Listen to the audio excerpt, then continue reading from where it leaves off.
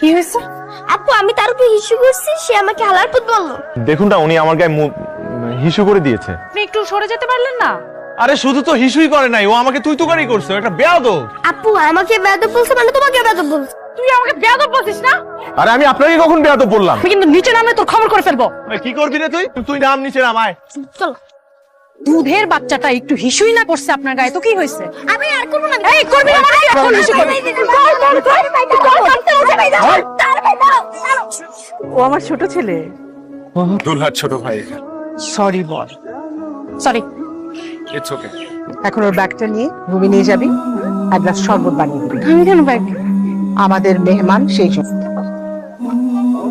এই বলটা মারতো। আমি তোকে বলটা মারবো, তুই নিতে পারবি? একবার মাইরে তো দেখ। কি করলি এটা? এই আস্তে আস্তে আস্তে। আপনি আমার মাথায় বল মারছেন কেন? আমি মাথায় বল মারি না, আমি ঠিক জায়গায় বল মারছি, মাথাটা মাঝখানে চলে আসছে। একবার ইচ্ছা করে মারো। শালা তুই বেশি কথা কবি না। ওই বেশি কথা বলবি না। ওই, শালা বলতেছেন কাকে আপনি? শালা মানে জানিস তুই? অবশ্যই জানি, শালা মানে বই ছোট ভাই। তোর মতো মেয়ে, ছি, আমার মতো মেয়ে তুই তো ডিজার্ভই করস না। তোর মতো মেয়ে আমি রিজার্ভেও রাখি না। তো বড় কথা, বড় বল মারছে না? চল এবার ছোট বল দিয়ে কাম চালা।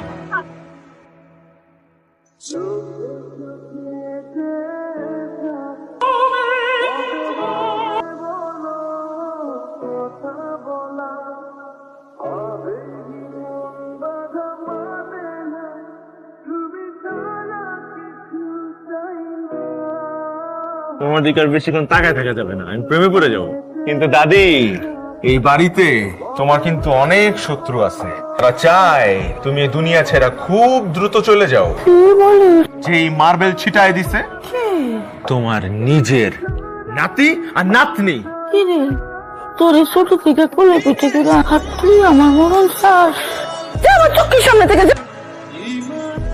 এই তাড়াতাড়ি কথা শেষ কর। জরুরি অবস্থা জারি হয়ে গেছে, গ্রেট ফল কিন্তু আর টিকতে পারবে না। ঝড় ঝড় এসে গেছে। আপনি কি করছেন? দেখতেই তো পাচ্ছেন। চুরি করবেন? আমার নিজের বাসায় আমি চুরি আমাকে চোর মনে হয়? চোরের মতো দরজার সামনে কি করছেন? আমার বাসায় আমি দাঁড়াবো না তো কে দাঁড়াবেন? আপনি এখানে কেন আসেন? আপনি চুরি করবেন? আমি আমার ভাইয়ের সাথে কথা বলতে আসছি। আপনার ভাই নাই? আমার সন্দেহ হচ্ছে কোন একটা ঝামেলা। কি সন্দেহ হচ্ছে? আমি বললাম যে- আপনি পরে আসবেন। কিস তো শারীরিক সুস্থতার লক্ষণ।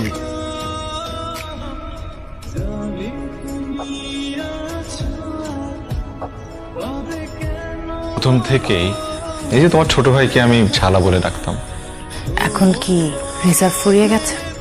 রিজার্ভ বেঞ্চে তোমার জন্য একটা জায়গা আমি প্রিজার্ভ করে রেখেছিলাম। তুমি যদি বিদেশে সেটেল নাই হতে চাও তাহলে আমার সাথে বিয়েতে রাজি হয়েছিলে কেন? আমার সব সময় থেকেই একটা ইচ্ছা, আমার ফ্যামিলি তোমার ফ্যামিলি সবাই মিলে একসাথে সংসারটা করব। বিদেশের মাটিতে ওইভাবে এতিমের মতো আমি আমি না পড়ে থাকতে পারবো না। একটু বোঝার চেষ্টা করো। আমি লন্ডনে সবকিছু অবস্থা আমি বুঝতে পারতে সময় নাও, তারপরে না হয় তুমি এদিকে চলে আসো। এখন বলো তোমার কাছে কে ইম্পর্টেন্ট, আমি নাকি তোমার দেশ? আমার কাছে আমার ফ্যামিলি যতটা ইম্পর্টেন্ট, তুমি তোমার সবাই আমার কাছে ঠিক ততটা ইম্পর্টেন্ট। দেশে একসাথে থাকি সবাই মিলে। দেখো তোমার সাথে বিয়েটা হোক বা না হোক, সব ছেলেরা এক। যে ফ্যামিলিতে আমার বোনের ইচ্ছা কথা কোনো কিছুর মূল্য নেই, সেই ফ্যামিলির কারোর সাথে আমি কোনো রিলেশন রাখতে চাই। ঈশিতা, ঈশিতা, তোমার সাথে আমার কিছু কথা আছে। আমি বলেছি না তোমার সাথে আমার কোনো কথা নেই? তুমি একজনকে দিয়ে আরেকজনকে জাজ করতেছো কেন? রক্ত তো একই, তাই না? আমি অনেক ভেবে দেখেছি, যেহেতু আমাদের দুইজনেরই মতের মিল হচ্ছে না, তাই আমাদের এই বিয়েটা আগানো ঠিক হবে না।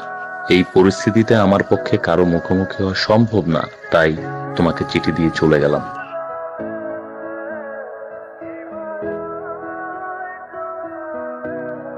আমার বড় ছেলেটা এমন একটা কাণ্ড করবে কেউ কল্পনা করিনি।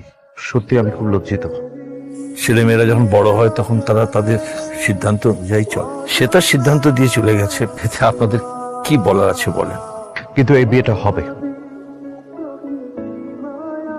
আমার ছোট ছেলে আপনার বড় মেয়েকে বিয়ে করবে।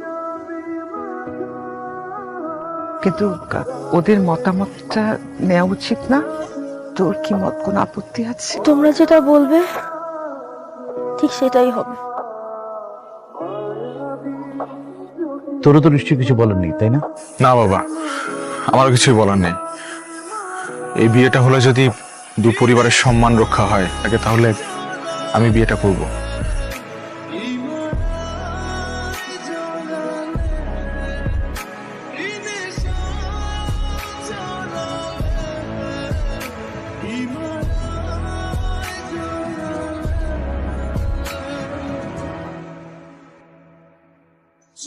আল্লাহ যা করে ভালোর জন্যই করে।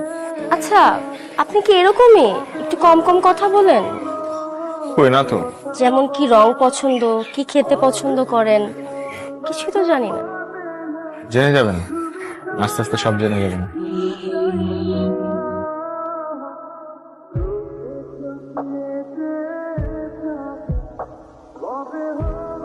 মেয়ে মানুষ অনেক অদ্ভুত, প্রকাশে নিজের ভালোবাসার কথা বলতে পারে না, আবার আড়ালে ঠিকই কষ্ট পেয়ে যায়। তোমার কেন মনে হচ্ছে আমি তোমার জন্য কষ্ট পাচ্ছি? আমি মোটেও তোমার জন্য কষ্ট পাচ্ছি না, আমি কাঁদছি আমার বোনের জন্য। যেই পরিবার তোমার বোনের মূল্যায়ন করে না, আজ সেই পরিবারের ছেলে সবার সামনে তোমার বোনের মূল্যায়ন করলো, তোমার তো খুশি হওয়ার কথা।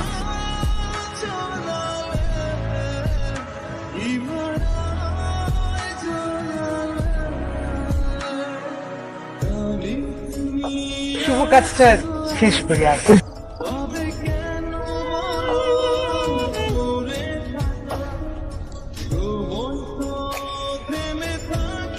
দিচ্ছেন? আন্টি পড়ান। তুই কি মনে করেছিস বলতো? আমি কিচ্ছু বুঝি না। আসিফ আমাকে ছেড়ে চলে গিয়েছে, তার মানে তো এই না যে সামিরও এমনটা করবে। নিজের ভালোবাসার কথা একটাবার চিন্তা না করে আমাকে বিয়ে করার জন্য রাজি হয়ে গিয়েছে। সারাটা জীবন তুই কষ্ট পাবি, কারণ তুই তোকে ভালোবাসিস। আমি তো আমাকে একদম মিথ্যা কথা বলবি না, আমার চোখ ফাঁকি দেওয়া এত সহজ না। তুই আংটিটা পরা।